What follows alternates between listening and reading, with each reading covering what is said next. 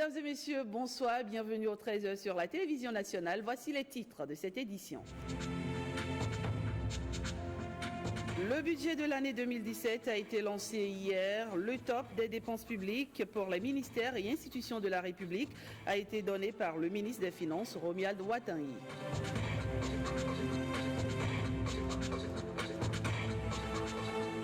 Le Bénin célèbre ce 10 janvier la fête des religions endogènes. La cour royale de Savalou se prépare pour donner un cachet spécial à cette fête. Davantage de précisions dans ce 13h.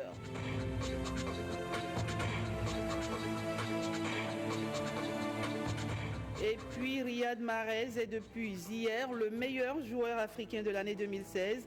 L'international algérien de 25 ans a été consacré au thème d'une saison exceptionnelle avec son club Leicester.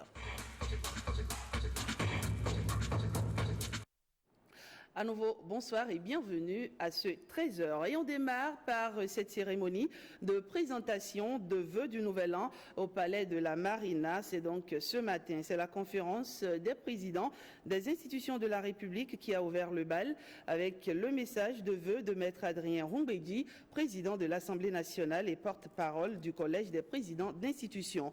On retient de l'intervention du président de l'Assemblée nationale l'élection de 2016 et l'expérience démocratique du Bénin marquée par un approfondissement continu. À la suite de la conférence des présidents des institutions, c'est la Grande Muette qui a battu le rappel des troupes avec une présence remarquée des hauts cadres des forces de défense et de sécurité. En écho aux doléances des forces militaires et paramilitaires qui sollicitent plus de moyens pour l'accomplissement de leur mission, le chef de l'État a exprimé sa détermination à doter la Grande Muette des moyens adéquats et cela de façon continue.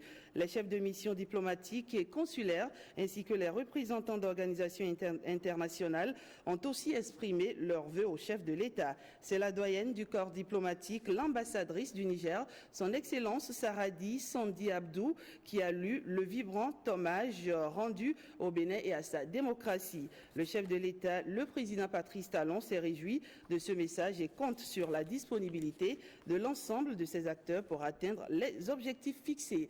Les images sont de cet événement dans nos prochaines éditions. Voilà, on poursuit ce 13h. Le top pour les dépenses publiques pour le compte de l'année 2017 a été donné hier. Le ministre des Finances, Romuald Watanyi, lance ainsi les travaux pour les ministères et institutions de la République. La séance a eu lieu dans l'enceinte du dit ministère à Cotonou. Le reportage. Feu vert pour les dépenses dans les ministères et institutions de l'État. Le budget gestion 2017 est lancé. Cette cérémonie intervient 15 jours après le vote à l'unanimité du dit budget au Parlement. L'exercice traditionnel renferme assez de particularités. S'il est vrai que c'est une cérémonie traditionnelle, c'est également vrai que c'est la première fois que cette cérémonie va consacrer l'exécution d'une loi de finances votée à l'unanimité au Parlement.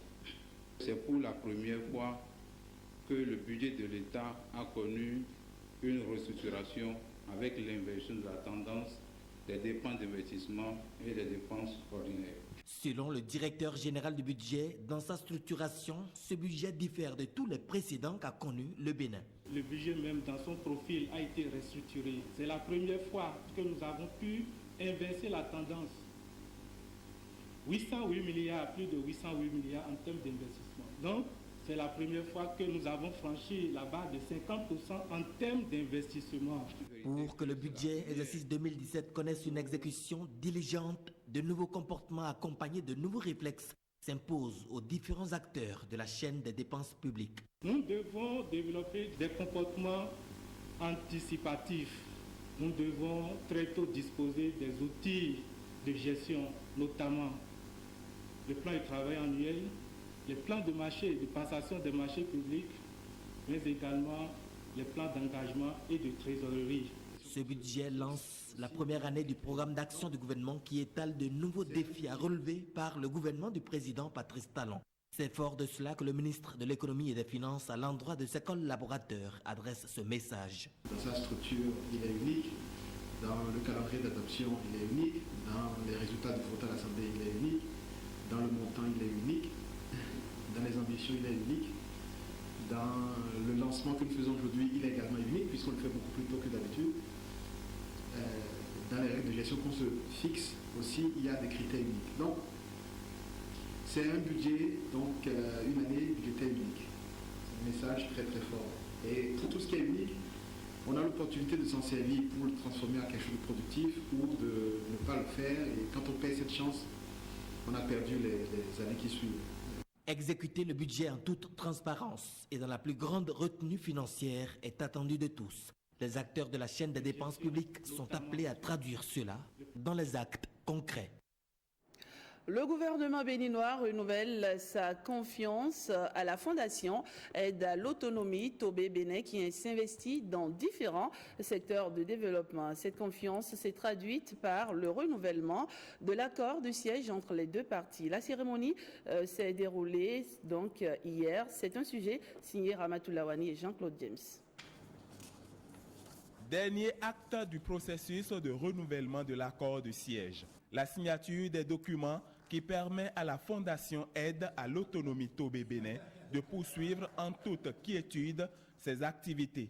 La signature de l'accord de siège entre la Fondation et le gouvernement béninois est une preuve de la volonté commune des deux partenaires à poursuivre ensemble et plus loin leur coopération.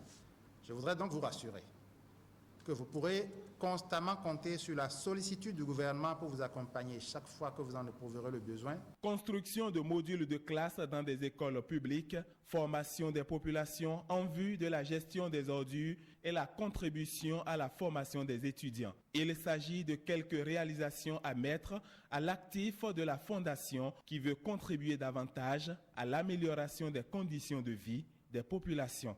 Le renouvellement de l'accord de siège est pour nous à la fois une reconnaissance des efforts et investissements consentis par la Fondation, mais aussi une incitation à mieux faire pour plus d'impact. À la Fondation Aide à l'autonomie Tobé, nous sommes convaincus que le meilleur investissement est celui qui se fait sur l'homme, car il est le gage d'une autonomie et d'un développement durable. La Fondation Aide à l'autonomie Tobé Bénin est une organisation de droit suisse qui intervient dans les domaines de l'éducation, de la culture et de l'environnement. Elle a été enregistrée au Bénin depuis le 5 avril 2004. Voilà, c'est un reportage signé Jean-Claude James. Et on retient à présent que payer les taxes sur les véhicules moteurs est désormais un devoir pour tous les propriétaires de véhicules à 4 roues. Le lancement a eu lieu ce jeudi 5 janvier au Centre des impôts et petites entreprises. Et ce sont les agents des impôts qui ont donné l'exemple en s'acquittant les premiers de ces frais. Francis Faton relie autant que comprendre par la TVM. Taxe sur les véhicules à moteur, le top est donné. Les propriétaires de véhicules à 4 roues doivent désormais s'acquitter chaque année de cette redevance. Cette taxe varie de 20 à 60 000 francs CFA en fonction de la puissance de chaque véhicule. Au Centre des impôts des petites entreprises, les cadres et les agents de la Direction générale des impôts donnent l'exemple en ouvrant le bal. Nous avons bien voulu donner l'exemple en payant cet impôt. La charité bien ordonnée commence par soi-même, dit-on. C'est pourquoi, au cours des contrôles de recouvrement de la taxe sur les véhicules à moteur, pour les agents des impôts particulièrement, la tolérance sera zéro. La taxe sur tous les véhicules à moteur contribue en effet au développement du pays et rétablit une certaine justice. La taxe sur les véhicules à moteur vient rétablir l'équité et la justice fiscale parce qu'il y a certains contribuables qui payent déjà la taxe par rapport aux véhicules qu'ils utilisent. Donc il est normal que les autres personnes, l'autre partie de la population puisse également jouer sa partition en payant la taxe sur les véhicules.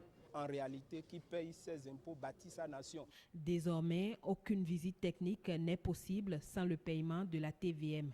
Elle est payable dans tous les postes comptables des impôts au plus tard le 31 mars de chaque année. D'un autre côté, le Centre national de sécurité routière à la rencontre des conducteurs de véhicules de transport. C'est pour une séance de sensibilisation sur le code de la route et les bons comportements. La rencontre a eu lieu à la nouvelle gare routière de Parakou jusqu'à Akovi et d'Oscar Tito. Ils ont massivement répondu présent.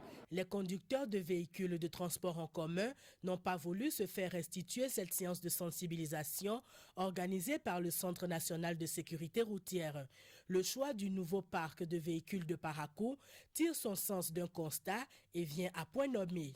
Que ce soit les petits véhicules, toutes les compagnies de transport en commun, tous les bus qui opèrent dans Parakou sont désormais ici. Et la population aussi qui n'était pas habituée à ce mode de vie est vraiment un peu surprise, si bien que la traversée de la voie devient un peu plus difficile pour certains de nos parents.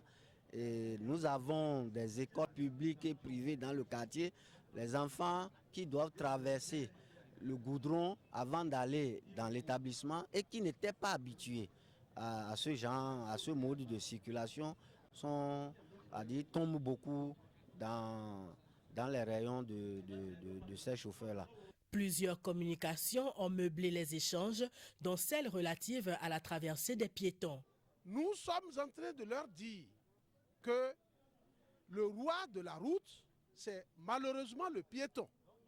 C'est le piéton qui doit être le plus respecté sur la route parce qu'il est vulnérable. Si vous avez des informations, c'est que vous allez rouler doucement. Vous n'allez pas prendre de l'alcool avant de prendre le volant. Si le piéton, vous voyez le piéton grimper sur le trottoir, il faut essayer de l'éviter, il faut freiner pour le laisser passer. Pour le Centre national de sécurité routière, 2017 doit être l'année de la réduction drastique du taux des accidents de la route. Ceci passe en effet par le respect du code de la route. Alors, le saviez-vous, le port des lunettes non prescrites par les spécialistes de la vue demeure la deuxième cause de troubles visuels après la cataracte. La question, il faut dire, est au cœur des débats au niveau des institutions internationales en charge du secteur. Abdoulofou Idrissou et Ousmane Baparapé nous invitent dans l'élément qui suit à prendre garde à cet organe sensible qui est l'œil, la lumière du corps. L'œil est un organe précieux et selon les spécialistes, la vue, c'est la vie. Nous voyons l'organe et l'organisme humain. Après l'œil, là, je ne vois pas. Raison de plus pour protéger les yeux de toute agression. C'est la lunette que j'ai achetée au bord de la voie pour éviter que les rayons soleil n'agissent pas sur mes yeux et pour éviter aussi la poussière. J'ai commencé mon travail en 2013. Sans ça, je ne peux pas travailler. Bon, je porte ces lunettes-là il y a au moins 2 ans. Aucun médecin ne me l'a prescrite. C'est tout juste pour me protéger contre le soleil, c'est tout. Ça n'a pas été précis, c'est moi-même qui ai acheté. En roulant, je reçois des coups d'air et souvent les yeux se mettent à me gratter. Ce qui a fait qu'aujourd'hui, je porte les lunettes. Il y a des insectes, n'est-ce pas, du vent et des poussières aussi qui m'embêtent. L'air actuellement est pollué. Et c'est pour pallier ces problèmes-là que je juge opportun de porter les lunettes. Il est indispensable de sauvegarder la vue, mais pas à tout prix, prévient le spécialiste. Un monsieur se lève sur le matin, sans consultation ophtalmologique, il va s'acheter auprès des germes les verres et il porte. Alors que c'est un danger public.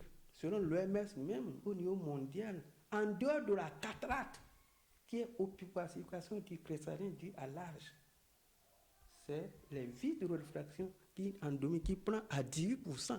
C'est un problème de santé publique. D'où la nécessité de la prescription médicale en vue d'éviter à long terme des troubles de la vision. L'œil a des milieux transparents. Tout ne prenons pas le cristallin, c'est un milieu transparent.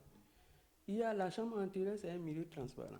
Le cristallin, c'est un milieu transparent. L'UV, le corps vitré, c'est un milieu transparent. Et la rétine, c'est un milieu transparent. Vous portez des comptes versés là, c'est-à-dire au lieu de négatif, je porte positif. Au lieu de positif, je porte négatif. C'est pas bon. Ça ne correspond pas. Parce que l'œil, ça a sa puissance. Et ce qui prend aussi, si ça dépasse, ça va détruire ça. La consultation d'abord ophtalmologique. Là, il a habilité de leur prescrire la puissance et le numéro, le type de verre qu'il faut porter. Voilà, c'est un magazine signé Ousmane Baparapé.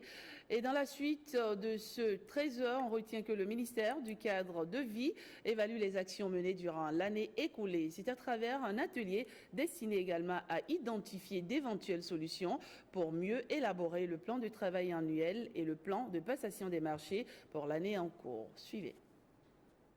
Au cœur de cette rencontre, la revue et la validation du plan de travail annuel et du plan de passation des marchés publics de ce département. Dans son discours d'ouverture, le ministre José Tonato a rappelé les enjeux et les attentes de cet exercice initié par sa structure. Cet exercice intervient dans une période de forte sollicitation des responsables à divers niveaux. Au cours de cette assise, il sera procédé donc à l'évaluation quantitative et qualitative des activités menées au cours de cette année 2016, en mettant l'accent sur le niveau d'exécution des indicateurs prédéfinis, les forces, les faiblesses et les difficultés rencontrées, afin que les solutions idoines soient trouvées pour pallier les insuffisances enregistrées et améliorer les performances de notre ministère. La principale raison qui a motivé une telle rencontre n'a pas été occultée. Le PTA 2016 a connu un taux de réalisation de 53,77%. Les résultats traduisent, vous le voyez très bien, une contre-performance dans la mise en œuvre de notre plan de travail annuel. Gestion 2016, étant donné que l'objectif fixé à fin décembre 2016 au regard des activités planifiées est d'atteindre des taux de réalisation physique et financiers de 100%. Cet atelier intervient après la quinzaine des marchés publics organisés du 12 au 23 décembre dernier. Il doit aboutir à des résolutions pour une gestion optimale des activités de ce département. Et vous le savez peut-être, le Bénin célèbre ce 10 janvier la fête des religions endogènes. La cour royale de Savalou est à pied d'œuvre pour que la fête soit belle. Plusieurs sites culturels de la localité ont été visités ce samedi. Gilles Dansou et Ernest Tétégo. Savalou, la belle terre sacrée où le respect des valeurs endogènes reste et demeure une réalité. À quelques jours de la fête du 10 janvier, un retour sur les différents sites dont regorge cette ville. Nous sommes ici sur l'esplanade du palais royal. Nous avons fait notre entrée vers le temple des Assins et présentement nous vous présentons l'arbre généalogique de Savalou. Nous sommes ici depuis 1557. Nous sommes venus directement de Mitoboudji, près de Guézin.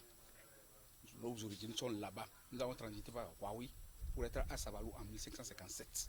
Le premier roi Bagdi Soha, que vous avez vu là, qui veut dire Soha, il a refusé de monter le cheval pour monter le buffle. Il est venu ici en 1757 avec tout ce qu'on avait comme arsenal du vaudou, qui se repose sur 3 piliers. Il y a l'eau, l'air et la terre. Là où nous nous trouvons actuellement, c'est le lieu du panthéon de la résistance panafricaine. C'est au bord de la voie historique Savalou Djidja Abomey. C'est par ici que Sa Majesté roi d'Abomey communiquait avec Sa Majesté roi de Savalou. De tous nos voeux, c'est que cette voie puisse être consacrée. Ici, il y a plus de 100 caïmans là. C'est des caïmans inoffensifs. L'humanité est venue les découvrir dedans. Nos cultes endogènes sont bien préservés ici à Savalou. Le fétiche s'appelle le fétiche d'accord, c'est un fétiche de bonheur. Il suffit que vous veniez demander ce que vous voulez, en bien, pas en mal. Et quelque temps après, vous avez ce que vous voulez. Et en offrande, vous offrez ce que vous avez promis au fétiche. Et c'est le chef du fétiche de Gou. Et Dada Gadjaye a annoncé que le 10 janvier est très proche. Il faut alors qu'on s'aguerrisse pour la fête. Le roi de Savalou souhaite ses bons vœux à tous. Ces années à tous les Savalois et Savaloises. Bonne fête à tous Savalois et Savaloises de la diaspora comme de Savalou. De véritables moments remplis de sens. Et on va dans ce trésor à la découverte d'un marché. Il s'agit du marché de Missebor, reconnu pour la vente de la friperie. Ce centre commercial fait aussi face à la morosité économique. Une équipe de la rédaction de la télévision nationale a fait le constat, suivant le reportage signé Blaise Adampo. Marché de friperie à Missebor. Ambiance ordinaire qui camoufle la morosité économique pointée du doigt par les usagers de cet espace d'échange. Avec la morosité, c'est-à-dire la crise économique qui secoue le pays, vraiment ça ne va pas. Ça ne va pas du tout. D'abord, pendant les périodes de fête, auparavant, il y a 5 ans en arrière ou 6 ans en arrière, on vendait un peu plus. Mais maintenant, je vous dis la vérité, ça ne va pas. Vous-même, vous allez constater dans le marché, tout est vide. Les ventes ont baissé. C'est difficile pour nous d'écouler nos produits. Ce n'est plus comme les années antérieures. Le marché de Missebo maintenant c'est gâté. Avant là, les choses qu'on vend 1000 francs, les habits comme ça, qu'on vend 1000 francs. Maintenant, si le client est venu, il paye ça 500. Ou bien, avant de dire pardon, le client va dire 700 de le prix. Les choses, on vend ça 1000 francs, mais maintenant on vend ça 500, 600, 700 comme ça. Le marché s'est gâté. La vente ne marche plus. Le prix de la balle aussi a changé. Quand les clients viennent, c'est difficile pour eux d'acheter. Certains commerçants avertis tentent d'expliquer cette situation de mévente. Il y a plein de Ibo qui sont partis parce que le coût du bal est cher. Et pourquoi? Parce que les grossistes aussi qui emmènent ça dans le pays, on les taxe là-bas. Donc tout ça fait qu'on n'a pas trop de clients. Les gens de Nigeria, ils ne viennent pas marcher encore parce que les choses là, les Atuta, il est arrivé au Nigeria. À cause de ça, ici, là, on ne vend pas encore. Le marché de Missebo, très fréquenté par les Béninois, n'a rien perdu de son affluence, malgré la crise économique. Sauf que tous les visiteurs ne sont pas acheteurs. La morosité se ressent beaucoup sur les recettes des vendeurs. Et on clôture cette édition avec 2 éléments. Sport, d'abord ce public reportage de Canal+, qui s'active pour faire vivre la Coupe d'Afrique des Nations à ses abonnés. Dans ce cadre, le directeur général de Canal+ Bénin était face à la presse pour exposer les nouvelles dispositions et programmes. Ghislain Kogué. On dispose aujourd'hui d'un accord de 7 ans. 7 ans pour diffuser les compétitions majeures de la Confédération africaine de football. En la matière, la Coupe d'Afrique des Nations est en pole position. L'édition de 2017 est prévue pour se tenir au Gabon du 14 janvier au 5 février. Pour l'occasion, Canal+ se met plus que jamais aux couleurs du ballon rond. On a une offre exceptionnelle pour cette compétition exceptionnelle justement, et l'offre exceptionnelle, c'est de proposer le décodeur à seulement 5 000 francs avec la formule Évasion Plus. La promotion démarre ce vendredi 6 janvier, et va se terminer le samedi 21 janvier. Exceptionnellement pour la compétition, Canal+ modifie ses grilles des programmes sur Canal+ Sport 1 et sur Canal+ Sport 2. On a des émissions dédiées, on a des chroniqueurs stars, on aura un dispositif antenne extraordinaire. Toujours pour rester dans l'extraordinaire et faire vivre pleinement la Coupe d'Afrique des Nations à ses abonnés, Canal+ propose des jeux. Le premier, c'est un jeu qui consiste à faire des jongles, à se filmer pendant qu'on fait ces jongles-là et à les poster sur les réseaux sociaux. Celui qui aura démontré ses plus grands talents de jongleur gagnera une place en finale à la CAN au Gabon. Le deuxième jeu, c'est un jeu de pronostic qui va se dérouler dans nos agences Canal+ Store et qui va permettre de gagner une télé 55 pouces et aussi un abonnement d'1 an à notre formule qui s'appelle Tout Canal+. Des offres et des opportunités pour vivre la plus grande compétition du football africain, même si les écureuils du Bénin sont absents. Pour finir, Riyad Mahrez est élu meilleur joueur africain de l'année 2016. Le joueur algérien a connu donc une saison, exceptionnelle avec son club Leicester, sacré champion d'Angleterre. Il a devancé le Gabonais Emerick Aubameyang et donc le Sénégalais Sadio Mané. Suivez. Pour les amateurs de football, le suspense était intenable. Mais le jury de la Confédération africaine de football a livré son verdict. Riyad Mahrez est le meilleur joueur africain de l'année 2016. L'Algérien remporte le prestigieux trophée devant les 2 autres finalistes, le Gabonais Pierre-Emerick Aubameyang et le Sénégalais Sadio Mané. Après une saison 2015-2016 phénoménale, Riyad Mahrez faisait déjà figure de favori, notamment après avoir remporté, à la surprise générale, le championnat d'Angleterre avec Leicester City. Sur la saison écoulée, le milieu de terrain offensif a inscrit 17 buts et délivré 11 passes décisives en 37 matchs de championnat anglais. En décembre, il est devenu le premier Algérien à se glisser dans le top 10 du Ballon d'Or, décrochant la 7e place.